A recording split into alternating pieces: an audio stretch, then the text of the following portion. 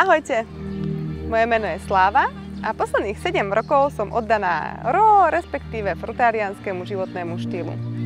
Za ten čas som nielen vynosila a porodila 2 krásne, zdravé, múdre dievčatá, no skrz online priestor a sociálne siete som sa spojila s množstvom úžasných ľudí, ktorí týmto životným štýlom žijú a odovzdávajú ho ďalej.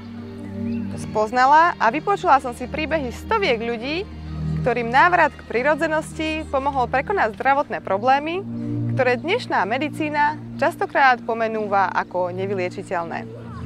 Či už išlo o fyzické zdravie a diagnózy, akými sú Crohnová choroba, chronické migrény, Alzheimer, rakovina, alebo ak sa bavíme o mentálnom zdraví, napríklad o depresiách, takmer všetci ľudia, s ktorými som prišla do styku a mali dobré vedenie pri prechode na tento životný štýl, zaznamenali úžasné zlepšenie svojho stavu a celkovej kvality života. Mnohokrát úplné ododznenie problémov. Ja sama dnes viem porovnať, ako som sa cítila pred 10 rokmi, kedy som mávala migrény niekedy tak silné, že som sa len zavrela do tmavej miestnosti a vracala. Napriek dostatku spánku som bola častokrát neuveriteľne unavená a dokonca som s tým aj išla k lekárovi, ktorý samozrejme žiadnu príčinu nenašiel. Niekoľkokrát za rok som mávala chrípku, angínu, nádchu a všetky bežné zdravotné problémy.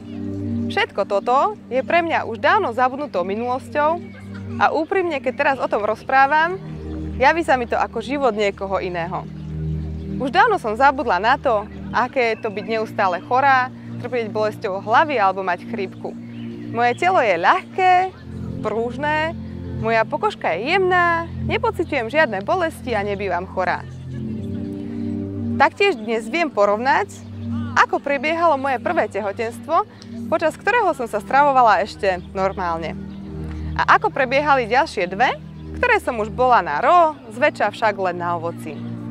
Počas prvého tehotenstva som zakúsila opuchy nôh, pálenie záhy a v podstate všetko, čo je považované za normálne súčasti tehotenstva. Avšak počas tehotenstiev na strave som zistila, že nič z toho nie je prirodzené, normálne a hlavne nevyhnutné. Počas poradní som si dávala robiť krvné testy a moje ukazovatele boli stále ukážkové, čo sa nedá povedať o tom prvom tehotenstve, kedy som mala nedostatok železa či vápnika.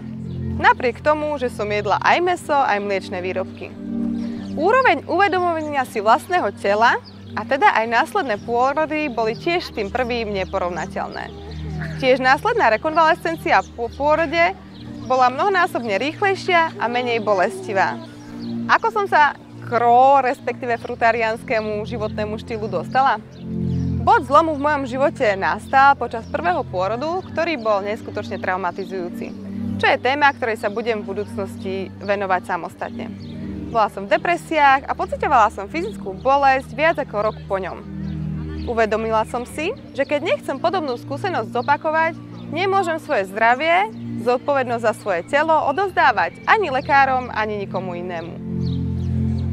Musím prevziať zodpovednosť do svojich rúk a začať počúvať svoj vnútorný hlas. Postupne som teda vylúčila zo svojho jedálnička mäso, mliečne produkty, priemyselne spracované potraviny, múku, cukor a napokon aj varené jedlá. Určitý čas som fungovala na strave, čo znamená, že som si naďalej pripravovala rôzne jedlá z ovocia, zeleniny, orechov a semien, avšak v nevarenej podobe, maximálne upravované sušením do 42 stupňov. Napokon som prešla na najjednoduchšiu formu stravovania, jem ovocie, orechy, jednodruhovo, bez akýchkoľvek úprav. Ak sa nebavíme o tom, že si to občas narežem. Popri tom som sa venovala aj pôstom, joge a cvičeniam, ktoré pomáhajú navrátiť telo späť do pôvodného stavu po pôrodoch. Tiež štúdiu psychológie, psychoanalýzy, duchovnej a ezoterickej literatúre. Následne som všetko, čo som sa naučila, aplikovala v svojom živote. V určitom momente ma ľudia začali oslovovať so svojimi problémami. Či už išlo o problémy zdravotné, stravovacie, ohľadne tehotenstiev, pôrodov a tak ďalej. A keďže som na niektoré otázky už odpovedala neskutočne veľakrát, rozhodla som sa s vami zdieľať svoje skúsenosti a vedomosti, aby ste počas svojej cesty nemuseli opakovať chyby, ktorých som sa dopustila ja. A aby ste mohli užívať svoj život a svoje telo plnými dúškami čím skôr.